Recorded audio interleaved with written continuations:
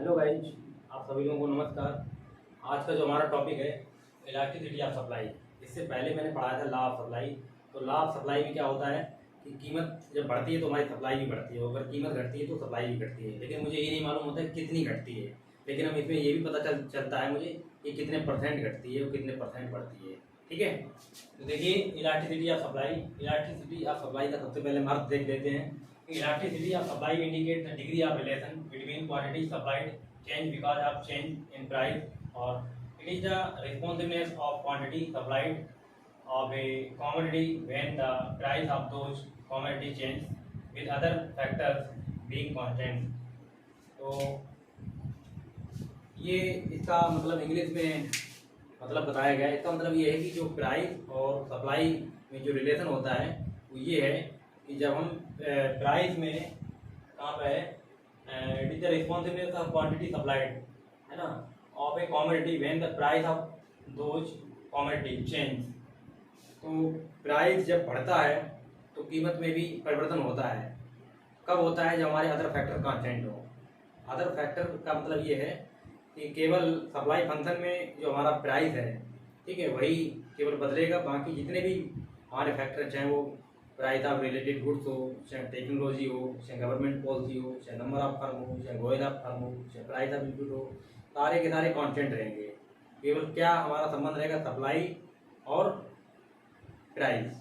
ठीक है, तो इसका सबसे पहले फार्मूला देख लेते हैं। इलास्टिसिटी ऑफ सप्लाई का जो फार्मूला है, percent change in quantity supply divide percent change in price. हम एक प्रैक्टिकल करके दिखा देते हैं कि अगर हम जो क्वांटिटी सप्लाइड है, अगर हम 10% अगर हम परिवर्तन कर दें तो यहाँ पर क्या होता है? प्राइस में 0% परिवर्तन होता है। तो ये हमारी कौन क्या निकल के आएगी? ये इलास्टिसिटी ऑफ सप्लाई इनफाइनाइट निकल के आएगी। ठीक है, चलिए आगे देखते हैं। There are 2 methods of measuring elasticity of supply.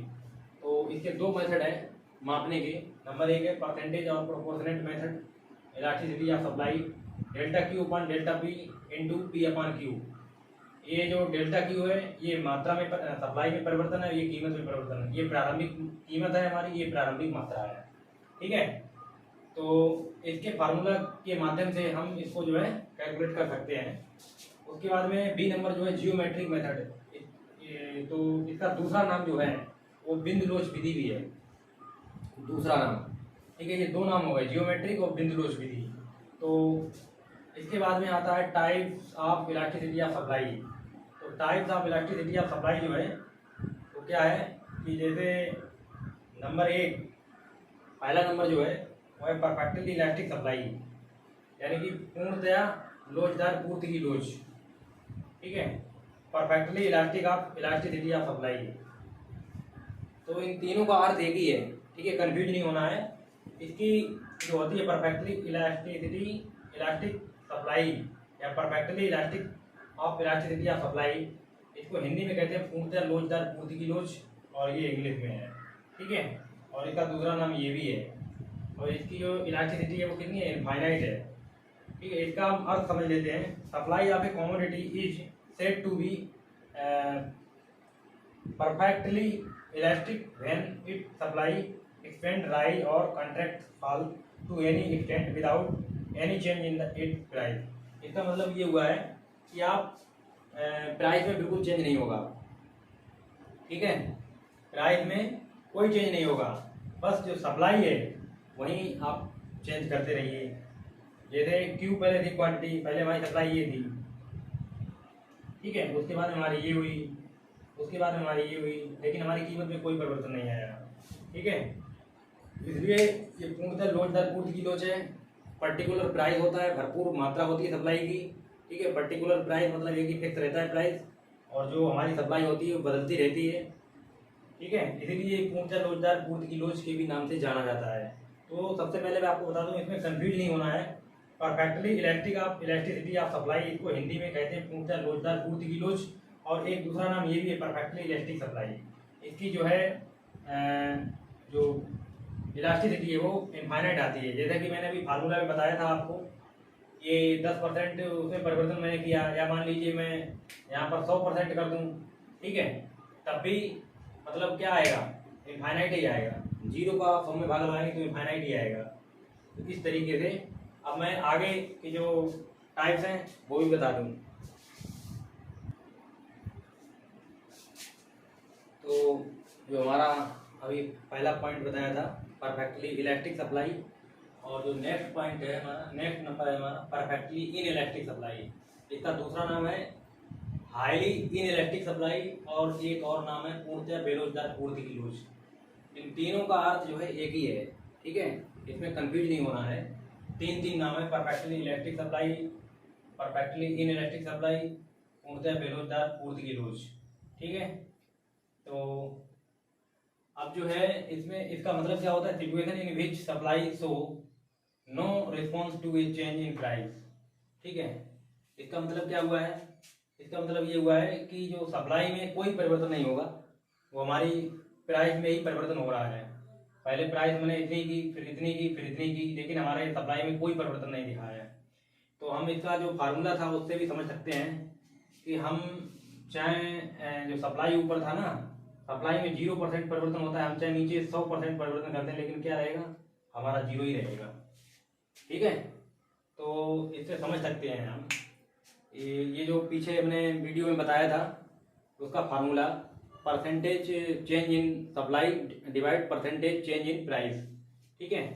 उसके बाद में नंबर 3 जो है इन इलास्टिक, इसका दूसरा नाम है और लेस देन यूनिट इलास्टिक, और तीसरा नाम है इन इलास्टिक, है ना, लेस इलास्टिक सप्लाई, और एक और नाम है रिलेटिवली इन इलास्टिक सप्लाई या इन इलास्टिक सप्लाई या बेरोजगार पूर्ति की लोच।